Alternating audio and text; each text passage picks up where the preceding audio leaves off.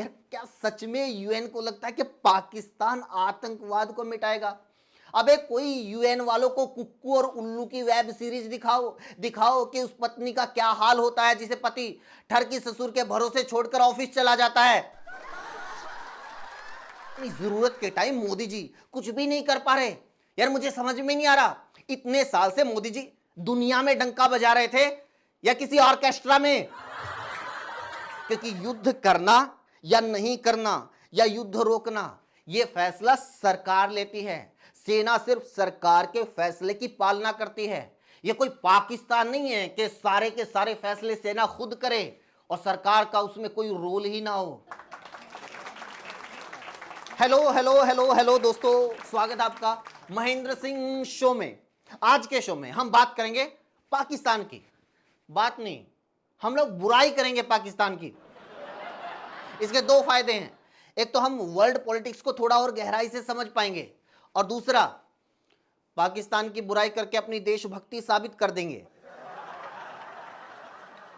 Actually ताजा खबर यह है कि पाकिस्तान को यूएन ने दुनिया में आतंकवाद रोकने की जिम्मेदारी सौंपी है। मतलब गब्बर को कहा है कि जाके बसंती की इज्जत बचा, सांप को कहा है कि जाके दूध की रखवाली कर। शुक्र मनाओ लादेन जिंदा नहीं है, नहीं तो यूएन लादेन को ट्विन टावर्स का चौकीदार बना देता। पाकिस्तान को संयुक्त राष्ट्र सुरक्षा परिषद यूएनएससी की तालिबान सैंक्शंस कमेटी का अध्यक्ष बनाया गया है। साथ ही पाकिस्तान को संयुक्त राष्ट्र की आतंकवाद निरोधक समिति काउंटर टेररिज्म कमेटी का उपाध्यक्ष बना दिया गया है। यानी आतंकवाद को जन्म देने वाला पाकिस्तान अब आतंकवाद को रोकने का काम करेगा। यूएन को लग रहा है कि यह आतंकवाद कोई इंटरनेशनल खतरा नहीं, सिर्फ पेरेंटिंग इशू है। इसलिए तो बाप को जिम्मेदारी सौंपी है, अपने बेटे को संभाल के रख। लेकिन कुछ इंडियंस इसका विरोध कर रहे हैं क्योंकि हमें बॉलीवुड में बर्दाश्त नहीं हो रहा है। यार यूएन ने यहां भी शुरू कर दिया नेपोटिज्म इन टेररिज्म। जैसे यूएन ने पाकिस्तान को दुनिया में आतंकवाद रोकने की जिम्मेदारी सौंपी, हमारे देश के ऑपोजिशन लीडर्स ने इसका जमकर विरोध करना शुरू कर दिया। लेकिन हमारे मोदी जी यूएन के इस फैसले पर कुछ बोल ही नहीं रहे हैं, इसका विरोध ही नहीं कर रहे हैं, क्योंकि मोदी जी खुद ये एक्सपेरिमेंट कर चुके हैं पठानकोट हमले की जांच आईएसआई से करवा के। याद है कैसे नवाज शरीफ के बर्थडे की बिरयानी खाते ही मोदी जी को आतंकी संगठन आईएसआई में जांच एजेंसी नजर आने लगी थी। अब अगर मोदी जी यूएन के फैसले का विरोध करेंगे तो यूएन वाले बोल सकते हैं हमने तो आपसे ही प्रेरणा ली है गुरुजी, नहीं सॉरी विश्व गुरुजी। यार क्या सच में यूएन को लगता है कि पाकिस्तान आतंकवाद को मिटाएगा? अबे कोई यूएन वालों को कुक्कू और उल्लू की वेब सीरीज दिखाओ, दिखाओ कि उस पत्नी का क्या हाल होता है जिसे पति ठरकी ससुर के भरोसे छोड़कर ऑफिस चला जाता है।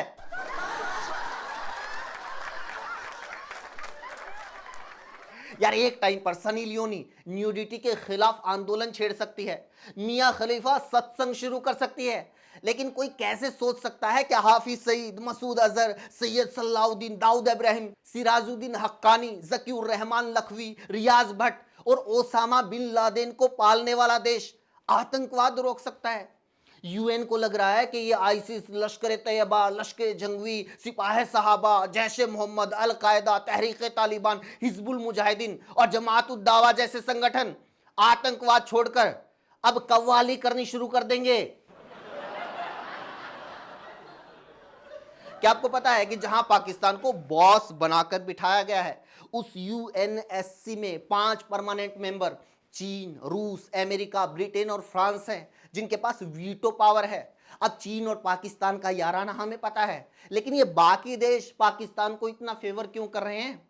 आज हमारी सरकार को, आज हमारे प्रधानमंत्री को सबसे ज्यादा चिंता इस बात की होनी चाहिए, उन्हें देखना चाहिए कि दुनिया में भारत के खिलाफ किस लेवल का खेल चल रहा है। लेकिन ये सब छोड़कर मोदी जी इलेक्शन में बिजी हैं। सही है, पीओके नहीं जीत पाए तो क्या बिहार ही जीत लो। पहले आईएमएफ ने पाकिस्तान को $1 अरब का लोन दिया, मोदी नहीं रुकवा पाए। फिर एशियन डेवलपमेंट बैंक एडीबी ने पाकिस्तान को $800 बिलियन दिए, मोदी नहीं रुकवा पाए। फिर संयुक्त राष्ट्र ने पाकिस्तान को आतंकवाद विरोधी कमेटी का उपाध्यक्ष बनाया, मोदी नहीं रोक पाए। फिर ट्रंप ने बार बार युद्ध रुकवाने का दावा किया, लेकिन मोदी उनको भी नहीं रोक पाए। यानी जरूरत के टाइम मोदी जी कुछ भी नहीं कर पा रहे। यार मुझे समझ में नहीं आ रहा, इतने साल से मोदी जी दुनिया में डंका बजा रहे थे या किसी ऑर्केस्ट्रा में? लेकिन देश में अब ये सवाल पूछना भी गुनाह हो गया है, क्योंकि मोदी से सवाल पूछते ही लोग चिल्लाने लगते हैं, देश पे सवाल उठा दिया, सेना पे सवाल उठा दिया। और सबसे ज्यादा वो लोग चिल्लाते हैं जो पिछले 75 साल से तमाम प्रधानमंत्रियों और सेना के फैसलों पर सवाल उठा रहे हैं। राहुल गांधी ने जब नरेंद्र सरेंडर वाला बयान दिया तो सारी मीडिया और पूरी बीजेपी राहुल गांधी के पीछे पड़ गई। हाय राहुल गांधी ने नरेंद्र सरेंडर बोलकर देश का अपमान कर दिया, हाय राहुल गांधी ने सेना का अपमान कर दिया, हाय पाकिस्तान टीवी पर राहुल का बयान चला रहा है, हाय राहुल का बयान चलाकर पाकिस्तान दुनिया में भारत को नीचा दिखा रहा है, ब्ला ब्ला ब्ला ब्ला सब कुछ बोला जा रहा है। लेकिन कोई ये बताने को तैयार नहीं कि भाई दो देशों के बीच में जब भी युद्ध विराम होता है तो कोई लिखत पढ़त होती होगी, कोई समझौता, कोई हस्ताक्षर, कोई शर्त, ये तो तय होते होंगे। ये दो देशों का मामला है, कोई रेहड़ी से सामान खरीदने का मामला नहीं कि जिसका कोई रिकॉर्ड ना हो, बिल ना हो, कागज ही ना हो। भारत समेत तमाम देशों में युद्ध विराम के समझौते सार्वजनिक हैं, तो फिर भारत पाकिस्तान में हुए इस बार के समझौते को भी सार्वजनिक कर दो, इसमें क्या दिक्कत है? अगर सिर्फ फोन कॉल पर ही युद्ध विराम हुआ है तो वो फोन कॉल की रिकॉर्डिंग ही सार्वजनिक कर दो, ताकि दुनिया को पता चल सके कि पाकिस्तान किस तरह युद्ध विराम करने के लिए भारत के सामने गिड़गिड़ा रहा था। अगर पाकिस्तान दुनिया के सामने बेशर्मी के साथ दावा कर रहा है कि इस बार उसकी जीत हुई है, तो ऐसे पाकिस्तान को एक्सपोज करने से किस बात का लिहाज किया जा रहा है? क्यों लिहाज किया जा रहा है? जब ऑपरेशन सिंदूर की इतनी सारी वीडियो सार्वजनिक की जा सकती हैं, तो फोन कॉल की रिकॉर्डिंग भी सार्वजनिक होने से कौन सी आफत आ जाएगी? और ये बार बार सेना के पीछे छिपना बंद करो, क्योंकि युद्ध करना या नहीं करना या युद्ध रोकना ये फैसला सरकार लेती है। सेना सिर्फ सरकार के फैसले की पालना करती है। ये कोई पाकिस्तान नहीं है कि सारे के सारे फैसले सेना खुद करे और सरकार का उसमें कोई रोल ही ना हो। ये बात तो समझ में आनी चाहिए ना देश को।